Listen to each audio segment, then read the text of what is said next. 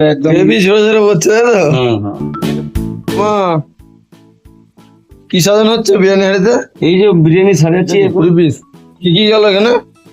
আলু আর দিয়ে দিলাম, ঠিক আছে। এবার মশলা দেবো, মালটা ছেঁকে দেবো, তারপরে মশলা দেবো। ঠিক আছে। তো আমার এই জন্য সহযোগিতা আমাকে একটুখানি ফুচকা করে, ঠিক আছে। কি যাচ্ছে এটা? হাতাটা আগে নিয়ে নিই। যেটা বিরিয়ানি যেটা গ্রেভি বানানো আছে সেটা একদম হেভি ঝরে ঝরে পড়ছে, তাই তো? এটা পুরো ছেঁকে দেওয়া হয়, ঠিক আছে। এর ভেতরে আছে আদা রসুন পেস্ট, পেঁয়াজ, টমেটো, আমুলিয়া, ঠিক আছে। সব রকমই আছে এর মধ্যে। এটা হচ্ছে এই দেখো একদম পরিষ্কার দেখতে পাচ্ছ যে দেখো যে যে কাইগুলো ফেলে দেওয়া হবে, ঠিক আছে। ওতে খালি ওর খালি রোগানি যাবে, আর কিছুই যাবে না। তবে আমি এটুকু বলতে পারি যে আমার বিরিয়ানি খেয়ে আরেকবার তোমাকে আসতেই হবে, এটুকু আসতেই হবে? হ্যাঁ, আসতেই হবে। কোথায় আসতে হবে এই যে খেতে গেলে? আল্লাহ পাড়ার মোড়, সফল হোটেল। এইসব জিনিসগুলো কেউ দেখায় না, যেহেতু আমি দেখাচ্ছি, ঠিক আছে। এসব জিনিসগুলো কেউ দেখায় না। যে মনে করো তুমি কৃষ্ণনগরে বহুত বড় বড় বিরিয়ানির দোকান আছে, তারা কোনোদিন দেখাবে না যে এরকম ভাবে বিরিয়ানি বানাচ্ছে, কিন্তু আমি দেখাচ্ছি। কিন্তু আমি দেখাচ্ছি এটাই কারণ হচ্ছে যে আমার কাছে কোনো ভেজাল নেই, একদম শুদ্ধ জিনিস।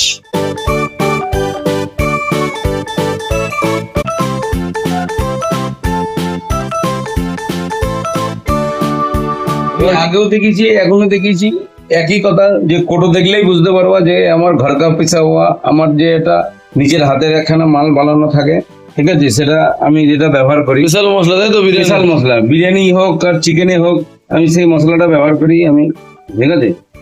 সেই হিসাবেই ব্যবহার করি আমি। এবার কি যাচ্ছে? এই যে রাইসটা দেবো এবার। এটা কত পার্সেন্ট সেদ্ধ করতে হয়? এটা হয়েছে 80% মতো সিদ্ধ করতে হবে।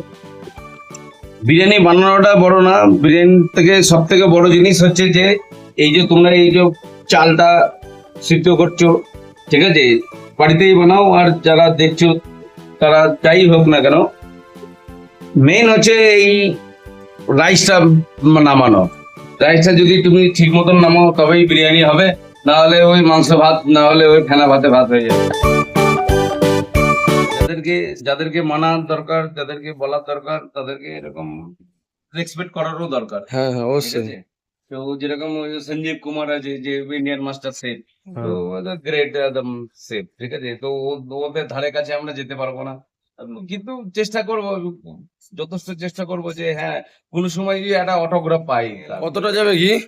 এটা পুরোটাই দেবো আমি, ঠিক আছে। পুরো উপর করেই দেবো, ঠিক আছে। ওইটা প্লেটে একদম 200 গ্রাম ঘি আমি উপর করেই দিয়ে দেবো। ঘি চলে গেল বিরিয়ানিতে। কত করে প্লেট মামা বিরিয়ানি? বিরিয়ানি হচ্ছে 110 টাকা, নিয়ে গেলে পার্সেল নিয়ে গেলে 110 টাকা। ওর সঙ্গে ডিম থাকবে, রায়তা থাকবে, ঠিক আছে, স্যালাড থাকবে, সব থাকবে, ঠিক আছে। আর যদি এখানে বসে খাও, আমার এখানে যদি বসে খাও, তাহলে বসে খেলে 100 টাকা, ঠিক আছে। তাতেও ডিম থাকবে, রায়তা থাকবে, স্যালাড থাকবে, ঠিক আছে। তাহলে আগে আটা করতে কি হবে? বিরিয়ানি এখন দম দেওয়ার প্রস্তুতি চলছে।